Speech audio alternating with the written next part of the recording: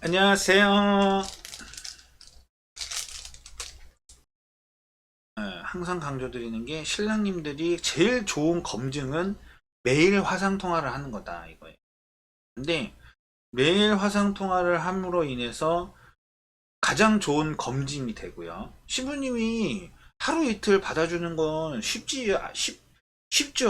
연기 쉽죠. 하루 이틀은. 근데 한 달 내도록 전화가 옵니다. 나 솔직히 말하면 우리 어머니 전화도 한 달 내도록 받기 힘들어요.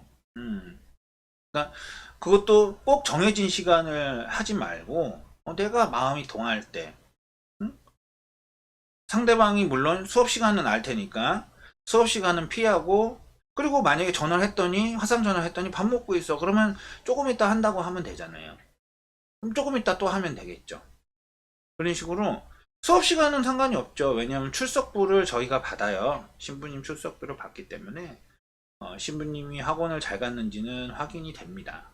그렇기 때문에 학원 시간만 피해서 신부님에게 주기적으로 매일이요, 매일. 근데 그 주기적으로 뭐 시간을 꼭 정해놓지 말고 어떤 날은 6시 베트남 시간으로겠죠. 어떤 날은 8시, 어떤 날은 10시, 또 주말에도 어떤 날은 오후 2시, 어떤 날은 아침 10시 뭐 이런 식으로 전화를 하는데 이거를 물론 지금 사랑에 빠져 있진 않아요. 초반일수록 일정이 딱 끝났는데 사랑해 이거는 쉽지 않아요. 근데 내 남편으로 결정을 했고 내가 이 남자와 앞으로 정을 쌓고 믿음을 쌓아서 나는 한국에 가서 잘 살 거야 라고 다짐을 한 여성이 남편 될 사람 사랑하게 될 사람의 전화를 피한다? 말이 안 되잖아요. 근데 처음엔 연기할 수가 있어요. 하루 이틀, 일주일, 그래, 보름, 연기할 수 있다 치자고요. 근데 매일, 매번, 시도 때도 없이 화상전화를 겁니다.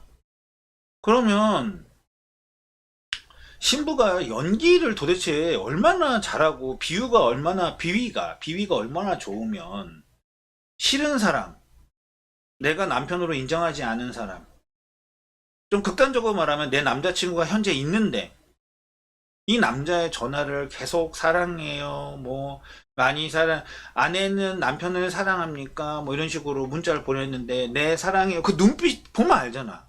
말투 보면 알잖아요. 뭐 좋아합니다. 사랑합니다까지는 너무 좀 같다 그래도 좋아합니까라고 물어봤을 때 뭐 이렇게 무표정 네 좋아합니다. 이게 아닐 거 아니에요. 그 연기를 얼마나 오랫동안 지속할 수가 있는데요. 2달이 지났어. 전통을 했어. 전통을 했는데 너무 귀찮게 하면 안 되죠. 인간이 상대방 봐가면서 좀 해야지. 그죠? 정도는 있는 거예요. 근데 한 달, 한 달 연기, 이제 와이프가 한 달 연기 잘했다고 치자고요. 근데, 자, 2달째. 또, 매일 화상통화 시도 때도 없이.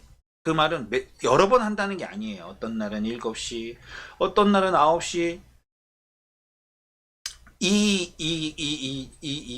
이렇게 우발적으로 전화한다라는 걸 받는다는 게 상당한 스트레스가 있어요, 신랑님들. 인간이라는 건요, 저한테도 일이니까 만큼정이지, 시도 때도 없이 전화가 온다라는 거는 신랑님한테 그게 일이니까 저는 기분이 좋죠.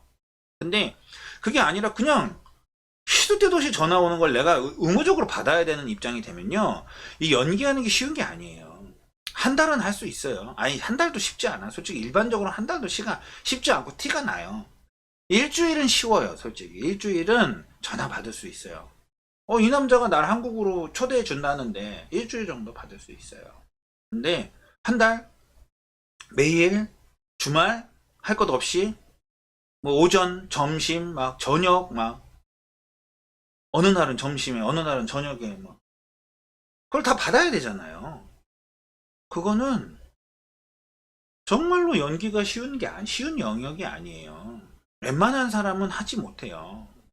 그런데 그거를 2달? 그러면 이제 2달에 전통을 했어요. 그러면 이 여자는 이론적으로 유부녀가 됐고 나랑 진짜 결혼할 사람인 거예요. 가정을 꾸민다는 사람. 그래서 이쯤 되면 솔직히 사랑까지는 여전히 아닐지 몰라도 진짜 내 남자라고 생각을 해야 돼요. 정상이죠. 근데 여전히 그러면 연기를 하고 있다. 석 달째, 넉 달째 연기를 하고 있다. 자, 이제 넉 달쯤 되면 비자가 시작되는데, 이건 말이 안 돼요. 어떻게 넉 달 동안 남자친구가 있는, 예를 들면, 극단적, 가장 치명적인 예죠. 남자친구가 있고, 그걸 양다리로 매일, 매번, 시도 때도 없이 그걸 연기한다. 그걸 좋아합니다. 아내는 남편을 좋아합니다. 이거를 연기한다. 그건 당해야 돼요. 솔직히. 그런 확률에 신랑님이 정말 그런 완벽한 연기와 기간의 그 비위, 홍어를 사발째 들이킬 수 있는 비위, 그 다음에 그 연기력, 눈빛, 말투, 아무리 베트남 말이라 그래도 말투, 웃는 모습, 이 모든 것을 4개월 동안 연기를 한다. 그건 저도 당해야 된다고 생각합니다. 그거는 그냥 신랑님이 운이 없는 거예요. 그럴 확률은 0.00000 정도, 1% 정도 되거든요. 그런 여성이 존재한다라는 건. 신랑님이 매일 7시, 9시, 11시 시간 정하지 않고 주말에도 10시, 12시, 11시, 4시, 5시, 7시 정하지 않고 매일 통화를 했는데 그걸 4개월 동안 연기를 완벽하게 구사하는 여성을 만날 확률은 0.001%밖에 안 돼요. 근데 0%는 아니잖아요. 당해야 돼요. 어쩔 수 없어요. 미안해요. 예. 그냥 전생에 덕을 덜 쌓으셔서 그래요. 근데 0.001%밖에 되지 않는다. 이론적이고 상식적으로 냉정하게 생각해 보세요. 정말로 내가 최선을 다해서 화상통화를 했을 때 업체 사장이 무마시키지 않고 정직하게 소통을 나와 했을 때 과연 신부가 연기를 4개월 동안 유지할 수 있는지 불가능합니다. 상식적으로도 불가능하고요.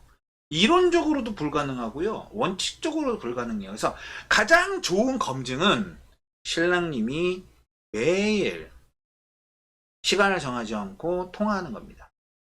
그리고 그 통화했을 때도 어색하다고 해도 어색하면 어떻게 살 거야? 에? 아니 신부랑 베트남 신부랑 어색하면 어색해서 화상 통화를 못 하겠다. 그럼 어떻게 살아요? 뭐 오면 돼요? 한국에 오면 돼? 물론 베트남 신부가 한국어가 늘면 늘수록 편해지는 건 사실이지만 한국어가 안 된다고 못 산다. 그럼 국제결혼을 하면 안 되죠. 그럼 뭐 언어 능력이 약간 떨어져서 1년 걸리면 1년 동안 어색하게 산다고요? 그건 말이 안 되잖아요. 그건 자세가 잘못된 거예요.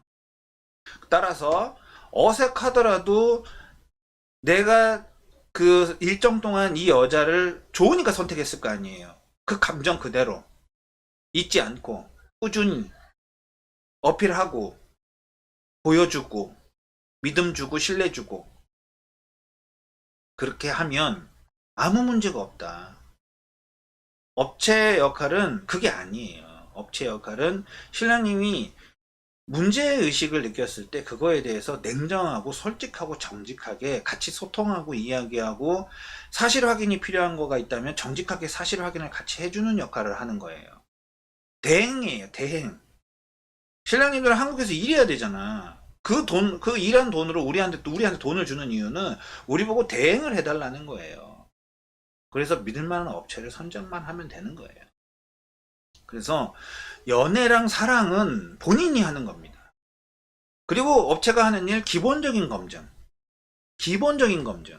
예를 들면 사람들이 맨날 얘기하는 페이스북 확인, 얄로 확인, 그리고 서류, 신상정보 번역 공증, 또 혹시 모를 에이즈, 매독 검사 이런 거 해주는 거예요. 그거를 대신 해주는 거예요. 대신. 그래서 중매 수수료예요. 중개 수수료예요. 이해되시죠?